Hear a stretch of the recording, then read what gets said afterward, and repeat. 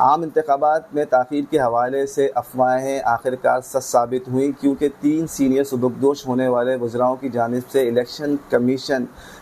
کی صلاحیت، بروقت الیکشن کرانے کی صلاحیت پر سوالیہ نشان، اور نئی مردم شماری میں اور حلقہ بندیوں کی حد بندی میں 3 سے 4 ماہ لگنے کے بیان نے اس بات کی تصدیق کر دی ہے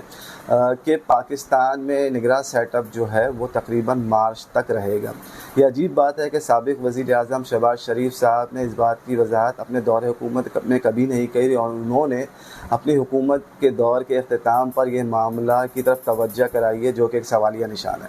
مردم شماری اور اس سے پیدا ہونے والے تنازعات، جس میں خاص طور پر ایم کیو اور پیپلز پارٹی کے درمیان جو تنازع کھڑا ہوا، اس سے عوام واقف تھی، لیکن حکومت نے عوام کو یہ یقین دہانی کراتی رہی کہ انتخابات وقت پر ہوں گے۔ حکومت کو معلوم تھا کہ مردم شماری الیکشن میں تاخیر کرے گی، لیکن اس معاملے کو اس وقت تک نہ شیئر کرنا جب تک اس بارے میں کچھ نہ کیا جا سکے ایک سوالیہ نشان ہے۔ اب ملک آئین کے ایک اور خلاف ورزی کا مشاہدہ کرے گا،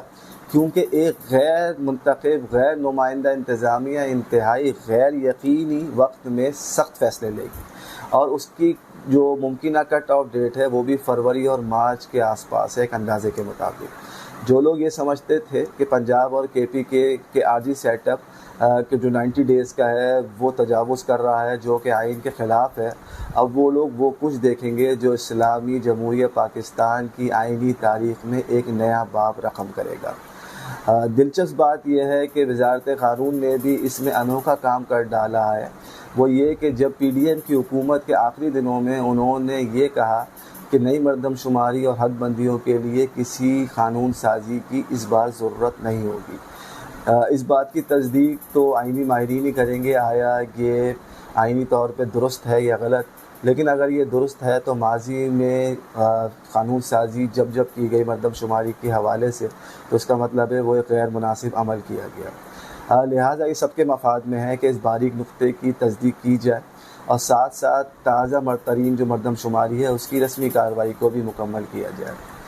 میرا خیال ہے کہ اب جو ہے وہ کسی کو کوئی شک نہیں ہونا چاہیے کہ ملکی تاریخ کے نازک ترین لمحات ہیں، کیونکہ یہ نگراں سیٹ اپ اب نامعلوم مدت کے لیے ہے، اور ایسے سیاسی، اقتصادی اور سلامتی سے کے متعلق جو ہے وہ اس کو شدید دباؤ کا شکار بھی ہے۔ شاید معاملات اتنے برے نہیں ہوتے اگر سیاسی ہمارے پولیٹیکل لیڈر جو ہے وہ اتنا وزڈم رکھتے اور اتنی ہمت رکھتے کہ وہ صحیح وقت پہ صحیح فیصلے لے سکتے۔ اب یہ واضح ہے کہ ان کو زیادہ ان کی جو پریورٹیز تھی وہ یہ تھی کہ وہ اپنی پوائنٹ اسکورنگ کریں اور پارٹی میں اپنی پوزیشن کو جو ہے وہ مستحکم کریں اور بڑھائیں، اپنے رتبے کو پارٹی میں بڑھائیں۔ اب تو کوئی امید ہی کر سکتا ہے کہ انتخابات کے راستے میں مزید کوئی حیران کن بات نہیں ہوگی، یہاں تک کہ بہت کم لوگ اس بات کو یہ جو دلیل ہے کہ مردم شماری کی وجہ سے الیکشن ڈیلے ہوئے ہیں اس کو بھی نہیں مانتے، کیونکہ اسلام آباد میں کافی عرصے سے انتخابات کے ڈیلے ہونے کی چہمگوئیاں چل رہی تھیں، لیکن اب سیاستدان اس بات کو لیکن بھول جاتے ہیں کہ ان کی ہوئی پارلیمنٹ میں تمام غلطیوں کا براہ راست قیمت عوام بھگتتی ہے۔ چونکہ اب ایسا لگ رہا ہے کہ سیاسی استحکام کا کچھ بھی نہیں بدلے گا، خاص طور پر زبوں حالی کا شکار معیشت۔ اب عوام انتخابات اور ایک مستحکم حکومت کے مستحق ہیں۔